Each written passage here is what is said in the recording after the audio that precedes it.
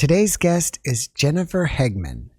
Jenefer had a near-death experience when she was young and living in the Philippines, and today we're going to learn about it. Jenefer, thanks for being my guest and welcome. Thank you, Jeff. So, my audience loves to hear about near-death experiences, and if you don't mind, can we start on the day that yours happened? Okay. So, I was very little that time, and I couldn't even remember the exact year old where I was that time, right? And then, but I'm pretty sure that was early 90s, something like that. I suppose I was in between 9 years old to 11 years old, that range. I forgot a lot of things because I don't know, maybe I wasn't supposed to remember. So my NDE started when I was having my asthma attack. I had a severe asthma, and then I didn't know that I have an allergic reaction to allergens, which are the smoke, wood smoke, animal danders, dust, and certain food. All of those was present that time when I had my asthma attack. And so I lived in the Philippines with my mom and dad and the siblings, and we are very, very poor. Our house was so little, made up of wood and very little. And then we used wood to cook food. And so there was one time when my dad and I bought a kind of wood that is so smoky. It doesn't create fire that great, but it smokes really bad. And so in the morning, I was already having problem breathing. And then it continues in the afternoon wherein mom and dad was not at home. It was only me and my siblings. But so I went to this room in our house and I was having problem, really, really bad problem breathing. And so I thought, maybe I should lay down or something like that. So I did. And so when I lay down, it just suddenly, I don't know everything anymore. I didn't know. I couldn't even say that I fainted or something because I was just gone. I felt like I slept. But then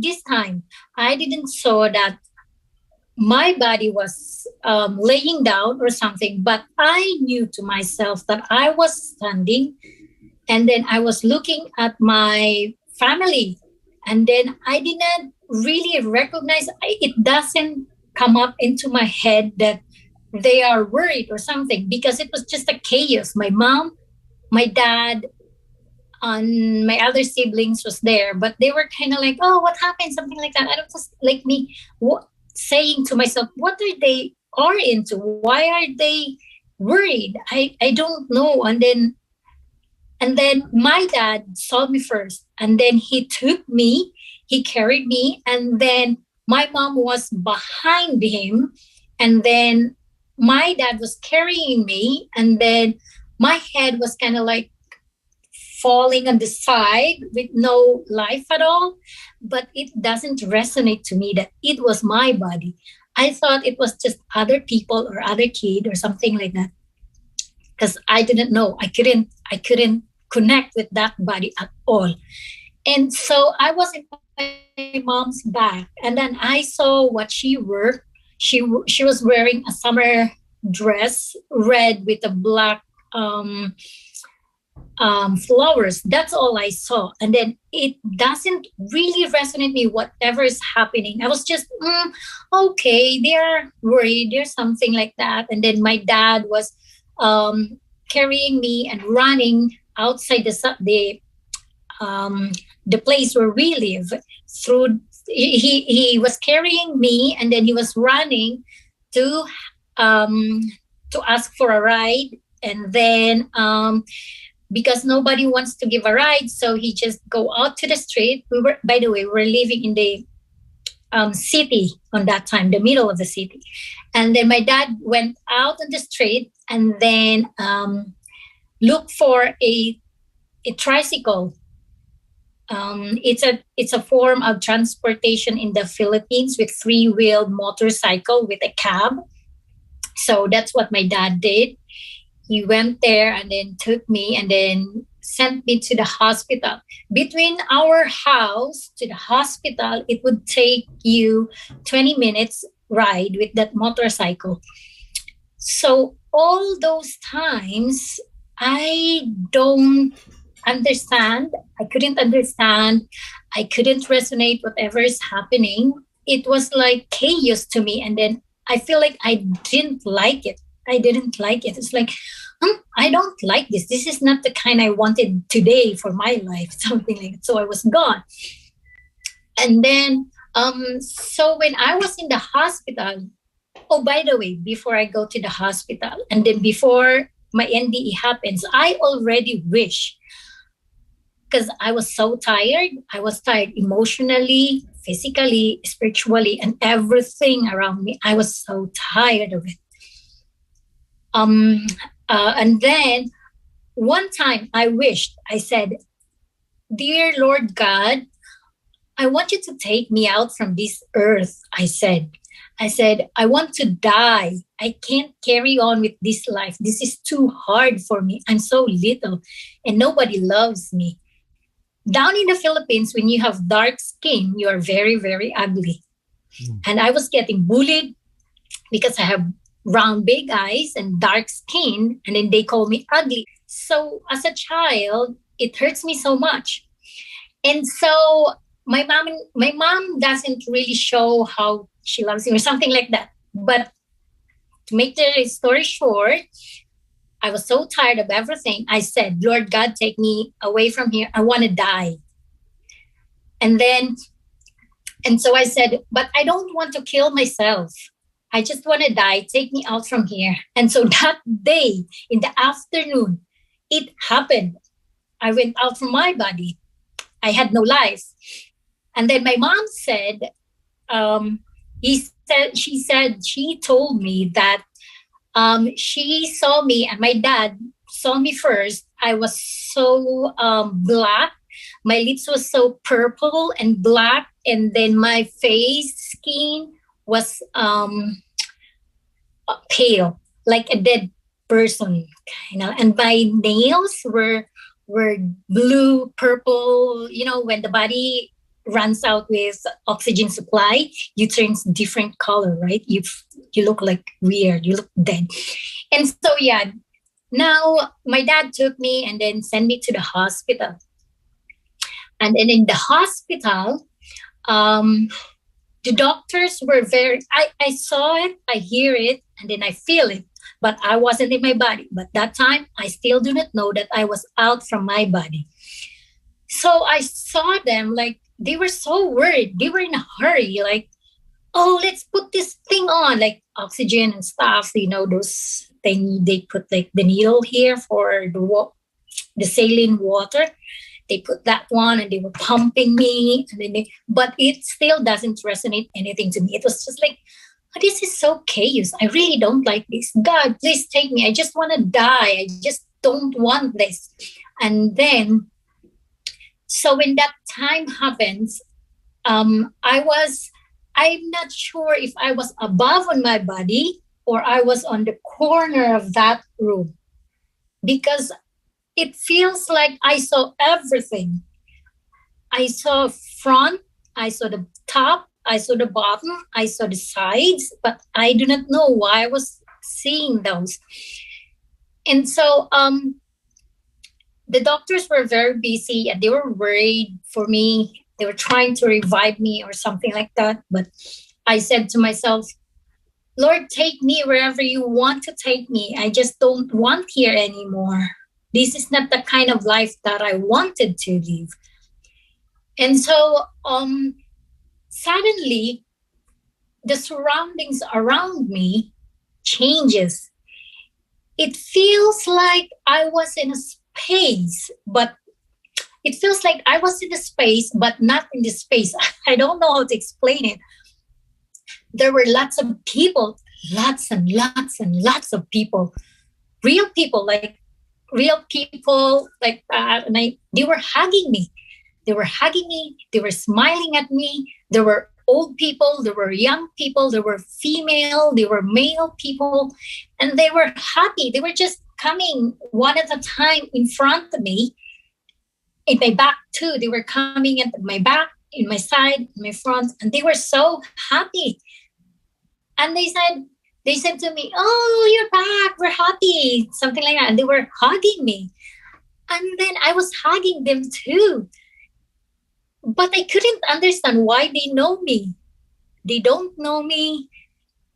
But it feels like they know me so much.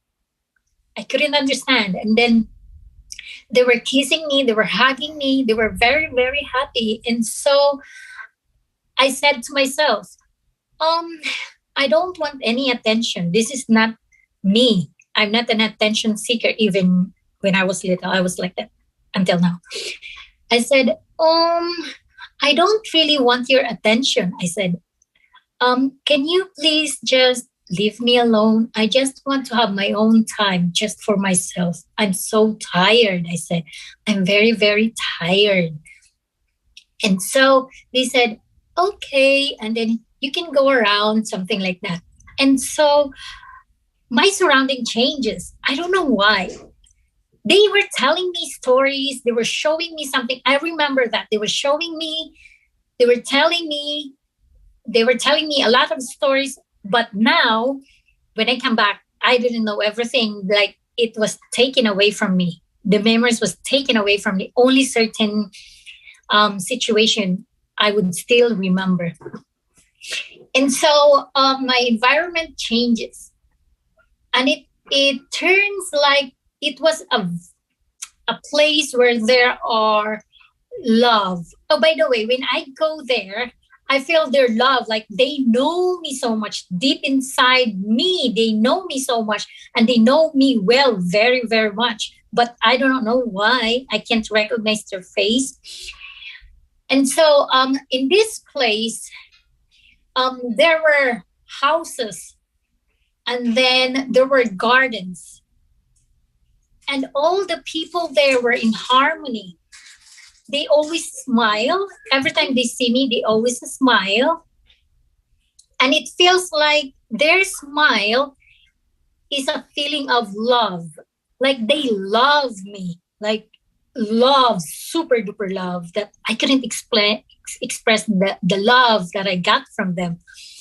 It was huge. It was humongous love that I haven't felt on earth. It wasn't a love that you will get from your wife.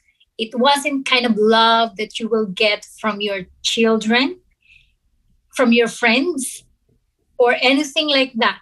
It was like the love that they would love you from the roots of your hair to the tip of your hair, to the tip of your toes, to the tip of your fingernails, everything. They love you so much that it makes me feel very overwhelming. And I said to myself, why they love me so much? This is awesome. This is what I was looking for.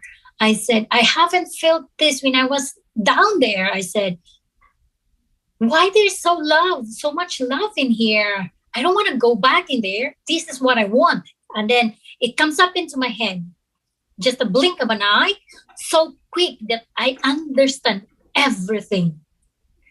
I understand every little thing in there. I understand why they love me, why I love them, why there's love. And so I was enjoying, I was bathing with love. It feels that way. And so I walked on the street. There was houses and they were really nice gardens because I love plants. I saw a really good garden. If Japanese garden is good to your eyes, you feel like awesome. It's really pretty. In there, it was more than that. Like the garden has life. The garden has love. And so I was walking and looking at it, and I was so mesmerized about it. I was in love with that space, with that place, even the house. I was in love with the houses. It doesn't look glamorous. It was just simple, but very beautiful to my eyes. And so I was walking there, and then enjoying the air, enjoying the feelings and everything. I was looking to the flowers. I said to myself, I love these flowers. They're so pretty. I haven't seen these flowers before, and they're so pretty. And so I said to myself, I think I'm in heaven. Now that I am in heaven, I think I would like to go to the playground. I would like to play in the what you call this one? Swing set? The swing. Yeah, the swing. Sorry. Okay. I said I want to go. I want to go and play the swing because at school, my classmates and my friends doesn't want me to play there. They always go first, and then I waited for a long time. They don't let me have my chance to play the swing. So as soon as I remembered that swing, it was there. Like, what? It was just in my head. It was just in my consciousness. Like, oh, I would love to play on the swing. And it was suddenly right in my eyes, like right there and there. Like my space becomes different already. It turns around me. It looks like a room, but it wasn't a room. It was white. All over me was white. The whiteness, I would never, ever, ever find that color of whiteness here on earth. The whiteness was cottony, fluffy, but it wasn't a cloud. It was so comforting, very comforting. And so I saw the swing over there. So I said, as a child, I was so happy looking at the swing. I said, oh, thank you, Lord. I get to have a chance to play in this swing. When I say that, I was already there sitting down on that swing. And then I was playing on the swing as high as I could be. Like I swing. Nobody was swinging me. I don't even swing my body, but it was swinging the speed that I was comfortable. It doesn't make me feel scared. I was like, this is heaven for me. I was swinging. I was so happy feeling that moment that I was playing on the swing. And so everything there, even the swing chair, even the handle, I mean, the metal thing, I could feel it, Jeff. It feels like I have body. I have sensation. I can touch. When I touch that string, that metal string that connects with the chair, it feels so real. It feels like I am there alive, like I have physical body. And then the wind, when you kind of like swing, there's a wind that comes by like that. I could feel them. So I said, oh, if this is so, I don't want to go back anymore. This is what I like. This is what I'm hoping for. This is what I was praying for so long. I said, I'm going to stay here forever and I will not go back there, down there, I said.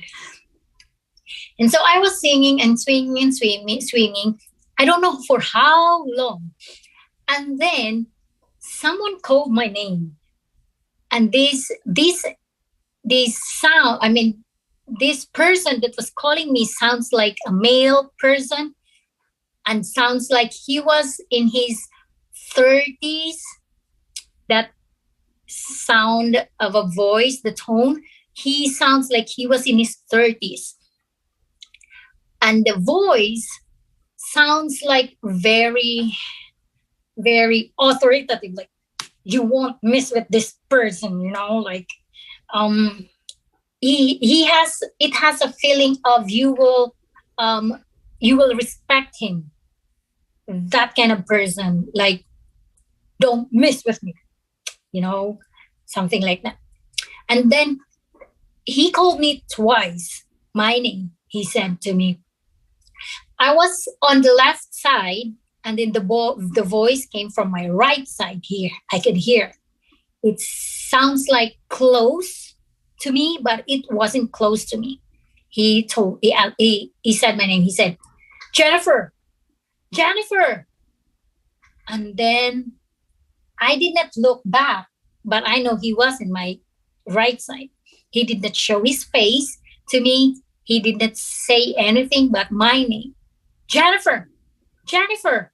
And then so I get out from that swing, and then he said to me, come to the right, come here to the right. And so I went to the right. I stood up and went to the right side. And then when I was standing on on my right side, I think that was to the west because I was on the east. I remember that one. I was on the east side and he was on my west side. And so I went there. And then when I was standing there, someone came to me. Like there was a male presence, but I did not saw his face. And a female presence. And I don't know how many they were, but all I can remember was two presents, the male and the female. But the male was very prominent, but still I did not saw them. And so when I was standing there was this person, a male person. He has a dark hair, a long curly dark hair, and his face. Now, this entity, this soul, whatever you call him, his face was so handsome, very pretty face. But I couldn't recognize him. I don't know. And I saw when he was far from me, and he's getting closer and closer and closer. He doesn't walk. He kind of like float, but I saw his feet. I saw his feet like walking, but not walking on a level ground. There's no level ground in there. And then so when he was coming closer to me, I get to to recognize his appearance. He was long curly hair, a little bit curly, but not too curly. And he has a beautiful face. He got the dark eyes and a long nose. And then he got a mustache. And then he was wearing white, kind of like robe. He was wearing kind of like robe, but it was like it has a life, kind of like when there's air, it also moves, something like that. And then he has something in his waist too. I think it was color yellow or gold or something like that. And then I look at his feet, and he was wearing a sandal that is a leather made of sandal, color black. And then when he was getting he was still far, but I could feel like he was in love with me. I said, why is this guy in love with me? Couldn't understand. As soon as he's getting closer and closer, I could feel deep into my bones, through my single tiny cell of my body, feels his love. So much love. It was so much love that I couldn't even explain it. The love that he has to me. It feels like he accepts who I am. He feels like he is in love with me. I am in love with him. The love that is, I couldn't find that in my childhood, even from my parents. His love was so much so much. And so when he come closer and closer, he said to me, Jenefer, do you like it here? I said, I love it here. I prayed to God. I said, I prayed to God to take me in heaven. I said, I don't want to go to earth. I love to die. I prayed to die, I said. And then he smiled at me. And then, because I was little, and then he kind of like ducked. And then he's like squatting, sitting squat, something like that. And then so he was level to me. And then he hold my hands. He hold both of my hands. And he said to me, do you know that I love you? I said, I do. I love you too. And so he said to me, but you cannot stay here yet. He said to me. I said, can you help me stay here? I don't want to go back home. I said, I really don't like them. They are cruel to me. They don't love me. Even my mom and people around me don't love me. And so he was convincing me. He said to me, oh, it's nice there. He said, you would learn a lot, he told me, and you will do a lot of things, he told me. He was convincing me, and then I keep on disregarding it. I said, no, I don't like it there. I love it here. I can play. Nobody will bug me here. Everybody there's bugging me. They don't even give me a nice sleep. I said, I can sleep here. I don't feel like I'm hungry, I said. And so he wasn't stopping convincing me to go back. And so he said to me, look up to your left. And then I said, what's in there? And then he said, look to your left. And so I looked to my left. And then I was looking inside of our house. It was a little farther.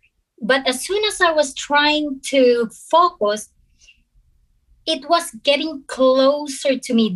The image of our house, inside of our house, it feels like I was in our house. But it was just like a telescope or a magnifying glass that's getting focus to me. And so he said, look at your mom, look at your dad, look at your siblings. And so I was looking at it. And then my attention catches to the house chores that I was scheduled to do that day. I was supposed to wash a pile of clothes, our clothes. And then I remember my mom was telling me to go to this friend of her that sells the food. And then she told me that I have to go there to ask her owing money from my mom. And so I remember that. And then I was looking at the clothing and the soiled clothes that I was supposed to hand wash them. And so I said to that male person, I called him male person. I said, oh yeah, I was supposed to do that. It is my schedule today to wash the clothes. I don't want my mom to get mad at me. And then I still have to go to that friend of my mom. I still have to ask for the money. I don't want my mom to get mad at me, because if she got mad at me, she's going to beat me. And she might not give me food to eat. And I said that. And then he said to me, yeah, you have to go back, right? You have to go back there, finish your job. And then I said, it's okay. My siblings, mom, dad, we're going to do that. I don't want to go back there. I just want to stay here. And then he said, no, you have to go back. I was arguing. And then I said, no, I really don't want to go back because I prayed to God that I will die. I want to die. I don't want to be staying on earth because it's cruel there. And then he said, no, you have to go back. You still have a lot of things to do. And so I couldn't argue anymore. And then I said, okay, but I have a condition.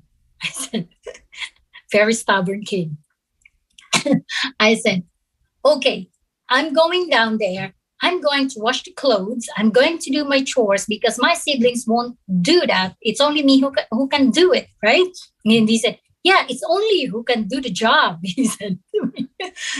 And then I keep on repeating. I said, but you will let me come back here as soon as I finish washing the clothes and do the chores. You will let me come back here, okay? And he said, yes, you can come back here anytime you want. He said, anytime you want, you can come back here. And said, wait a minute, but when I go there, how can I come back here? I said, no worries, you can come back here. Just go down there. And soon as I said, okay, yes, I'm going back. As soon as I said that, my surroundings becomes different. It becomes so different that I felt being what do you call this? I feel so bad, like, oh, you lied to me, something like that. So when I went back, I was already in the hospital. I'm still in the hospital, but my table was so different. They put me in a gurney, the stainless gurney where the dead people are. I was there. I wasn't in the emergency table where there are lots of machines to revive me. I was on the side. They put me in the corner side, and there was a big electric fan. And then I felt that I was already in my body. I said to myself, I'm not going to open my eyes. My eyes were still closed. I said, I'm not going to open my eyes because when I open my eyes, I know I'm alive. I'm alive when I open my eyes. But then I couldn't control myself, Jeff. It opened my eyes. And then when before I opened my eyes, I could still see my mind's eye can see that I was having a company with me in my table where my body was laying down. To my left, I saw entities, 3 entities, and to my right, 3 entities too. But I couldn't see their face. They don't have a face. They don't have the physical body. All I can see in my mind's eye was a liquefied form of a body. Looks like hologram, not a hologram, but it looks like liquid, not a smoke, but looks like water. They look like water, but they have form, a body form that you can tell if they are male, if they're female, but they don't show their face, but just a shadow kind of look like, but doesn't look like black. It was a water-like form of a person's besides me over here. The prominent one was on my left side, and he was a male. I can feel that he was a male, and I can feel that he loves me more than I could ever tell to everybody. And so I was laying down there on that gurney, and then I said, I'm not going to open my eyes because I know when I open my eyes, I am alive. But then it opens up. So when I opened my eyes, there was a lady nurse. I'm not sure if she was a lady nurse or a morgue nurse or something like that. There were two, a lady and a male person wearing white robe for like a nursing robe. I don't know how to say that in English, but it looks like that. And then she saw me first.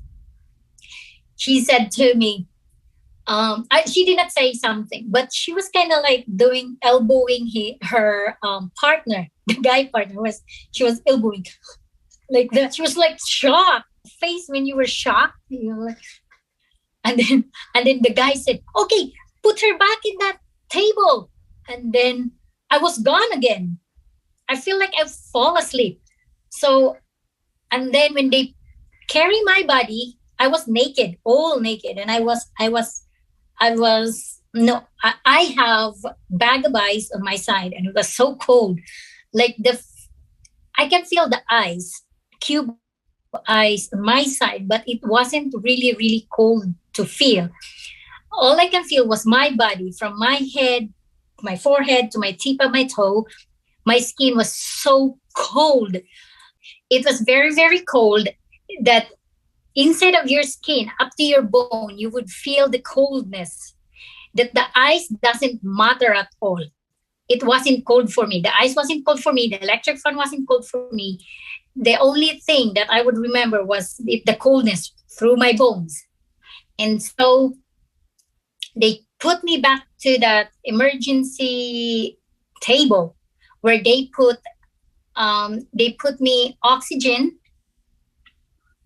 They put me those saline water and everything and everything. They put me everything.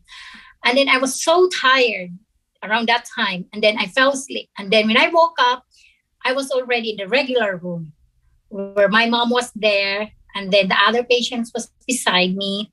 And then the doctor came in with the interns. And then I saw him on the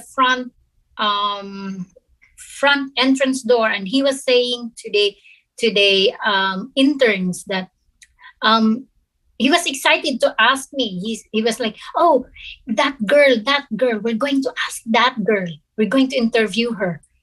And then when they came and then they were asking me, the doctor was asking me, I think he was really curious about indie ears too. And then he was asking me, he said, "Can you remember what you have done or where you were at?" He was asking me like those questions, but I couldn't remember a single thing, Jeff. None of it I would remember. I would always say, I don't know. I don't know.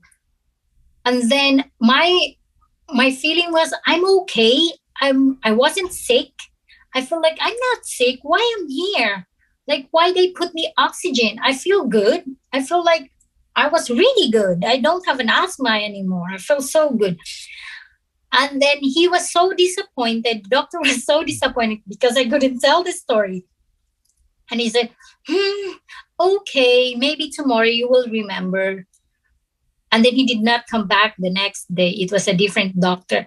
And then in front of me, there was a tree, a mango tree, I suppose. It was so huge. And then when I was in that regular room, I feel so different, Jeff. I feel in love with the tree. I feel in love with all the patients around me. I think it was still the after effect. I think I was still carrying on the love. I was in love with them. I loved them so much. And then after that one, it was just gone. I couldn't remember anything. After 30 years, Jeff, I did not remember anything. The only thing that triggers my memory was when I was in YouTube, I saw this lady. She was a native Canadian, I suppose. And she had a near death. She had an overdose of I don't know what kind of drugs was that. She was overdosed. And then when she came back, she was telling like, when I come back from my death, I felt like my body was so cold, very, very cold. And then I get to connect with that one, Jeff. I said, hey, wait a minute. I had that experience before. But I just brushed it off. I said, yeah, I remember I had that experience before, because she was kind of like describing how it feels. I was like, it was the same feeling, I said. So I brushed it off. And then one time, I couldn't understand myself, Jeff. Every time I wake up for so long, 30 years. When I look at my hands, when I look at my body, wherever, when I wake up, I look at my body, I couldn't connect to my body. Like, wait a minute, is this a body? Like, wait, why I couldn't connect with you? I pinch myself. Like, I would stare my fingers, I would stare my hands back, front, back. Like, am I inside of this body? I will wiggle myself, I will shake myself. Like, am I inside of this body? I would go like, I was like, and then I will ask myself, I was like, am I crazy? Am I in this world? Am I here? Am I sleeping? Am I dreaming? Something like that. I couldn't connect. And then I was so interested, very, very interested in spiritual works, in anything esoteric, anything. Astrology, zodiac, whatever, spirits, whatever. I was so interested. And so when I married my husband, I told him stories about, like, you know what? I could feel something. I could tell you before it happened, things like that. And so he said to me, okay. And so I keep on searching for workshops, everything like that. And so there was this psychic in Red Deer. I went there for a workshop, and then it was just a coaching, life coaching. And then when I went into her house, and then I asked her, I said, do you do spiritual work? And then she said, yes, I do teach spiritual work, mediumship, and something, blah, blah, blah, something like that. And then she told me, wait a minute. I feel like this is your second life in this life right now. You died before. Did you know that? I said, no, I couldn't remember that still. She was telling me, yeah, you died before. She said, you ask your mom. And then I said, okay. And then, so I brush it off again, and I go on with my workshop, life coaching. And then after that, my interest to spiritual works was getting more and more. And so I was looking for people that has the same mind like me. And so I found workshops in Edmonton too. So I went there, I do the mediumship work and everything, psychic work and stuff like that, because I couldn't understand. And then I do that too. And so I do tarot cards, stuff like so. And then after that, near that, sorry, I keep on going back and forth. After I get into my near death, I couldn't understand myself, Jeff, why I'm so in love with wind, especially storm, super duper heavy storm. I love them. It makes me feel so happy. I don't know why, but I love them. And then one time, this was happened when I was already 27, I suppose, something around those age, 27, 28, something like that. Did you know that really big storm that hit in the Philippines? We call it Haiyan, I think. But in the Philippines, we call it Yolanda, Storm Yolanda, the big, huge one that really, it was a big thing during 2013, I suppose. It was big. I live on that place in Tacloban City. It got hit by that big, huge storm, that super typhoon. We call it here Haiyan, I suppose, during 2013. 3 months before it happens, Jeff, I was riding in this jeepney in a public vehicle. And then in that jeepney, it stopped in the corner where there was a four-way. It was a four-way. The front was a church, and then it goes four-way. And it stopped there. I don't know why. In a flick of a second, you know what? In my mind's eye, my back of my head, I was seeing a big storm.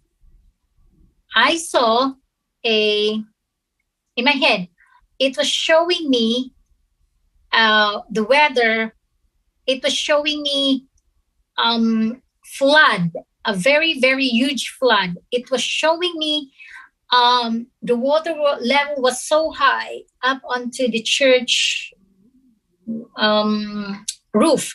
And then I I felt the strong wind, the gust of the wind. And then I heard crying babies. I heard crying women. I heard men, women, children. I heard all of them crying, asking for help. And then I couldn't understand. And then also, if you smelt the water, you cannot tell it's a water, right? There's no smell, there's no odor on the water. But it runs into my face like that, the water, Jeff.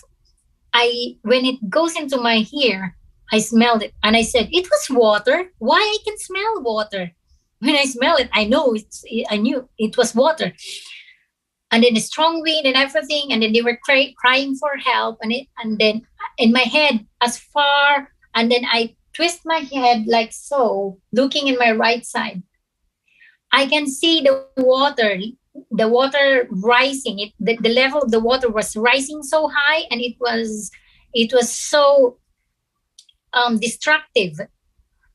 I saw it so high, and the gust of the wind was so strong, and then people floating and everything like that, and the houses was wrecked and everything like that. And then I suddenly cried. I was crying. I don't know why I was crying, and my tears was falling, and then in my face. And then I said, "Why am I crying? Why am I so sad about it?" I couldn't understand myself.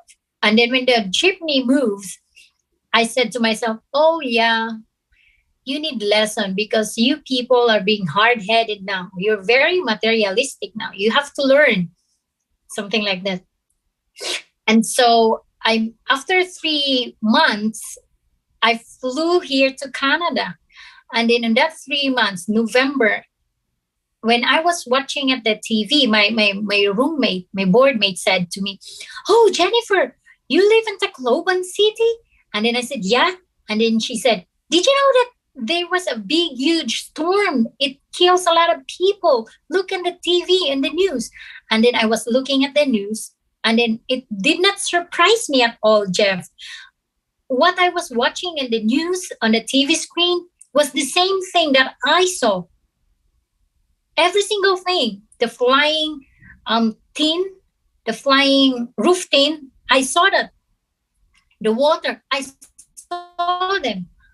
The dead people, I saw them. Everything that I was watching on the TV, I saw them. I said to myself, that's what I saw, I said. And they said, what? And then so I stopped. I did not tell the story. And then I was just praying that it will be okay. People will be okay. So it happened. And there are also many things that happens in my life that I already foreseen it. And I couldn't understand why. I even saw my husband where he lives before I met him. I saw also many things. Most are natural disaster. I don't know why. I couldn't understand why, but I saw it. And then when I'm sleeping at night, there are many times that when I sleep at night, I knew that I was sleeping. I knew that I am dreaming, but I knew that it wasn't just a dream, Jeff. It feels so real that I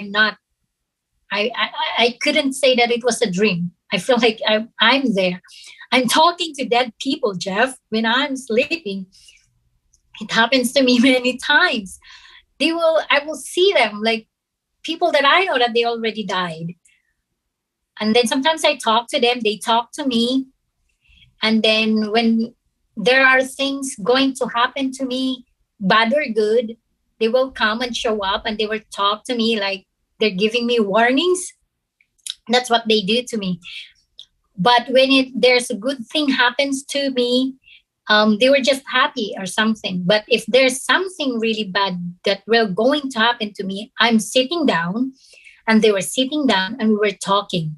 They were talking to me like, be careful to this person, be careful to that, this thing's gonna happen. But when I wake up, I always forget what we have talked about, but I will never ever forget what we were doing, whom I was talking with, something like that. And then, yeah, those are my things. You had an amazing story, and thank you for sharing that. So, when you first got to the other side, there were a lot of people there that loved you and were happy to see you, and you didn't know who they were.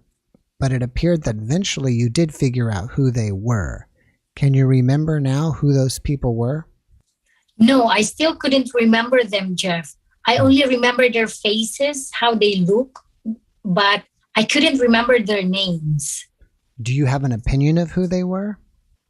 I've heard from your podcast too when I was watching. They were probably my relatives or they are connected to me. They could be probably my soul group. I'm not sure because they love me so much and they knew me. They knew me. That would be my guess. What about the being that had the long hair and the beautiful face? I noticed that he didn't say who he was, but do you have an opinion of who that was? Yes, I do have an opinion for that one. He did not introduce his name. He did not say like, my name is Jesus. I'm like this. No, he did not say that. But I saw and I remember his face when this girl from where is this girl from?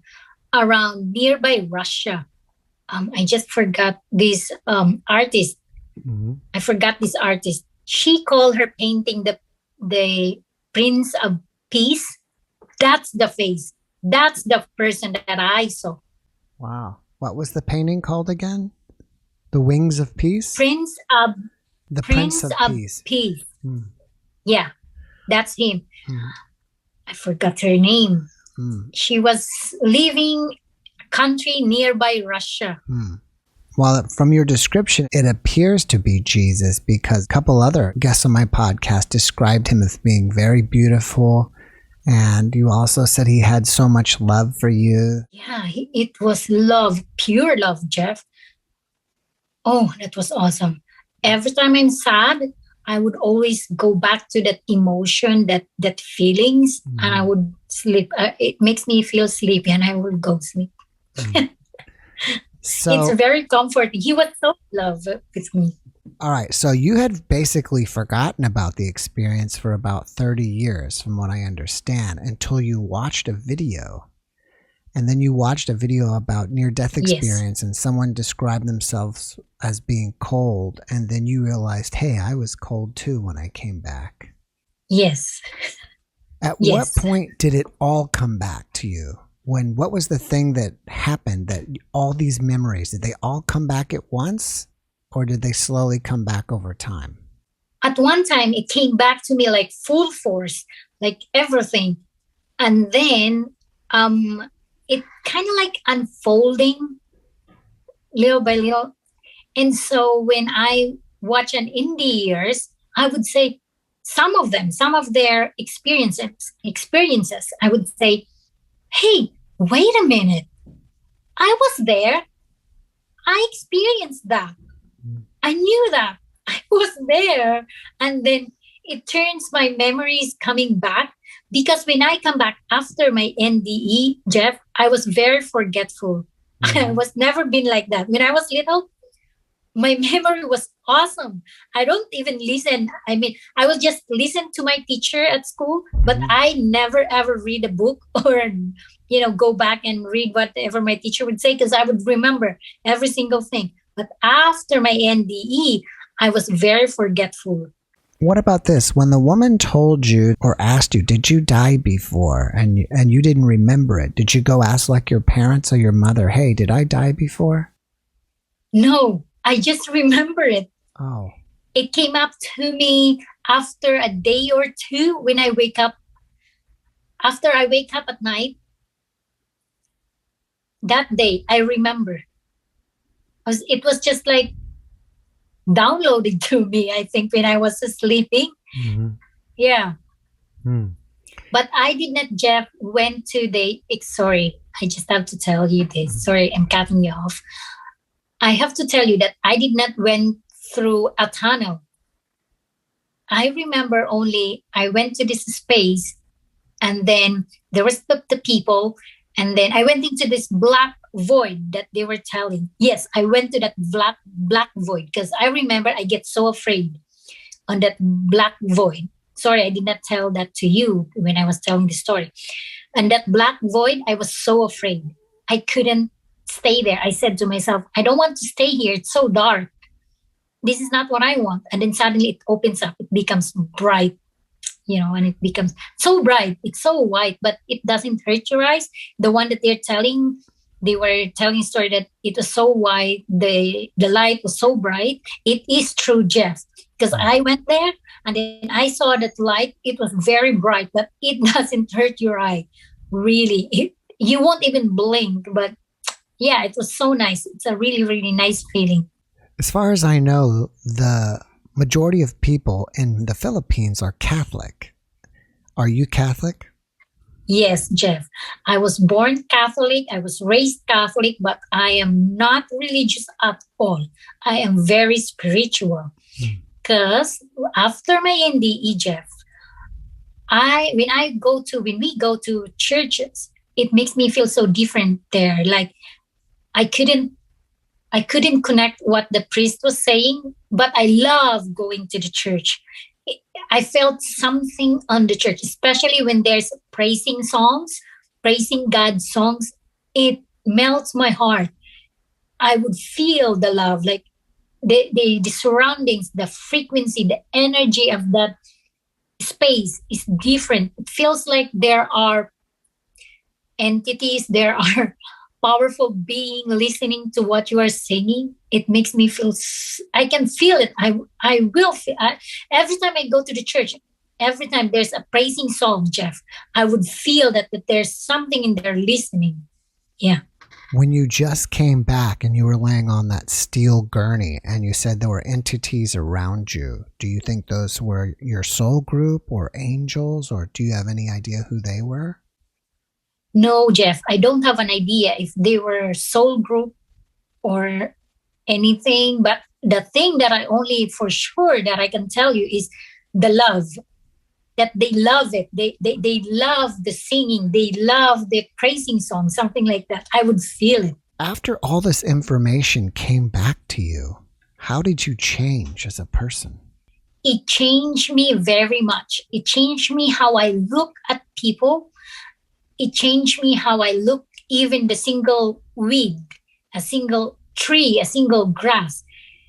Jeff, after my NDE, I couldn't understand, Jeff, and I will not be able to express the real thing here, okay? I will understand the plant. It feels like they're talking to me. That feels like I am able to understand them. That they feels like they're talking to me, Jeff. I don't know why, but that's the way I felt. That's plants, animals. When I look at the eyes of an animal, I feel them. I can understand them. Something like that. I couldn't explain why, but that's how I felt. I felt the plants. I felt the animals. I can understand them. Feels like they're talking to me and I'm talking to them. Yeah. How do you think the general population in the Philippines feels about NDEs? They will not accept it yet. It's not acceptable yet in the Philippines, Jeff. My family, to tell you the truth, it hurts me so much because they call me crazy. Yeah. I feel so bad. I'm not even talking to them right now because of there are certain situations that I choose not to be close to my family. And one time I was telling to my sister about what I saw, that superstorm happened in the Philippines. I said, I saw that. I saw it before it happened. I tell her very detailed thing. And then she did not tell me right in my face that I'm crazy, but I heard it from my friends or people that knows me, that she said that I'm getting crazy, that I need a doctor or something. You see how painful it will be, to tell them about my NDE. Have you made a lot of friends in Canada, and have you spoke to them about your NDE? And if so, what do they think? No, I don't have that much friends here. Only, how to say this? mutual friends. I don't know how to say it really, just regular friends that and then in my workshops. But even in my workshop, I haven't even tell this story. This is my very first time in my life to be in public telling this. Wow. But I'm ready. I'm okay. Well, I'm glad you're willing to share it with us. Yeah.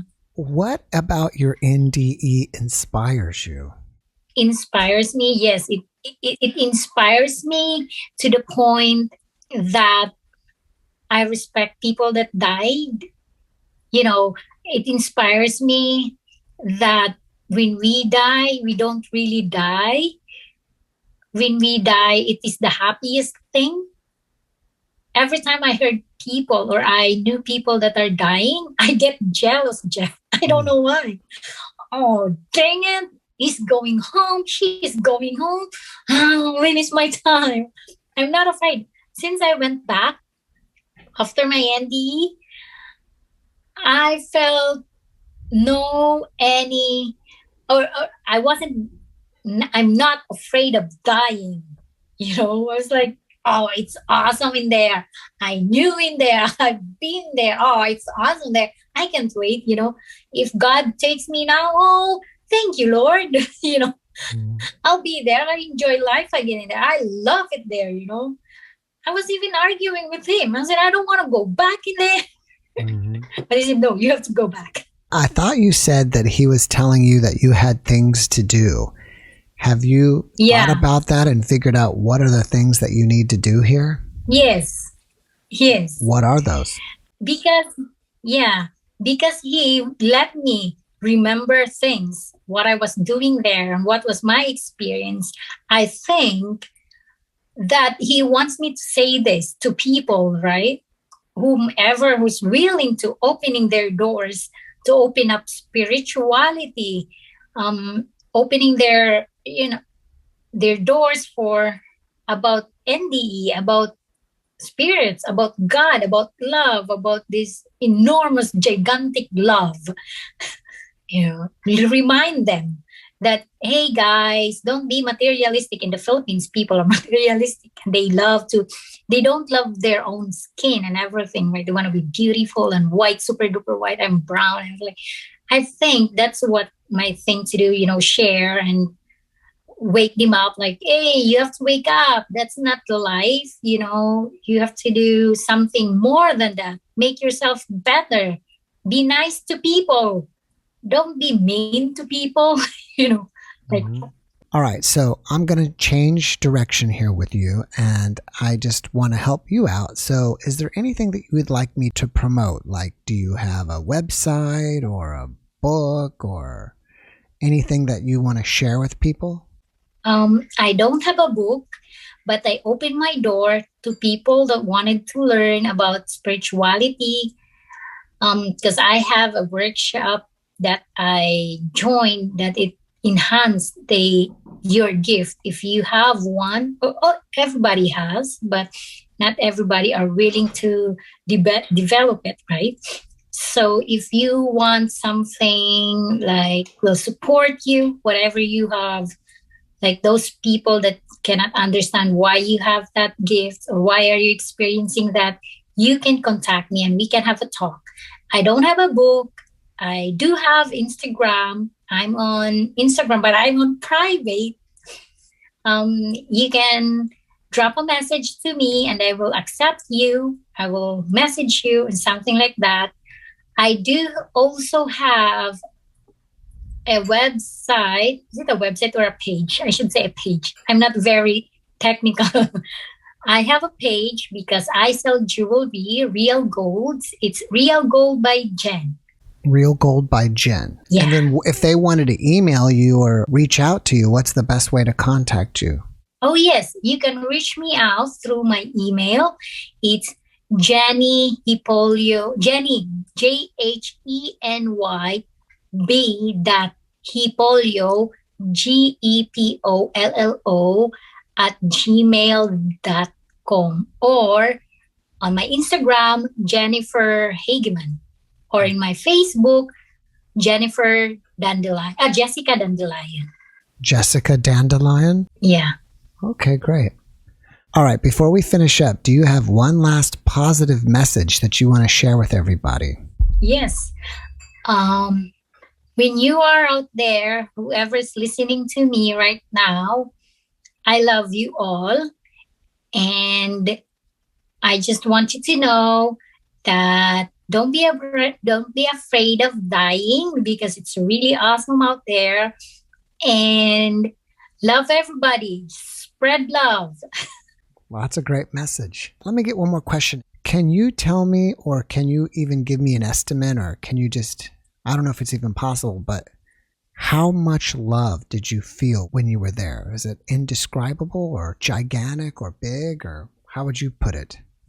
I couldn't measure the love that I felt there. All I can say is I've never, ever, ever felt that. It's not even ginormous. There's no word to explain how much the love was, because it was all of me. Like, it's everywhere. Does it just like consume you, like you become love, like the love that's everywhere? Yes. Yeah, That's great. exactly. Perfect. All right, Jenefer. Well, thank you so much for being my guest. I really appreciate you, and I wish you the best. Likewise, Jeff. Thank you. Thank you, and have a good evening. Bye-bye. Bye now. Thanks for watching the JeffMara podcast. I really appreciate you. Another way to show support is through YouTube memberships. And if you do, there are loyalty badges and other perks depending on your level of membership. All you need to do is click the join button underneath the video to find out more. Thank you for your support.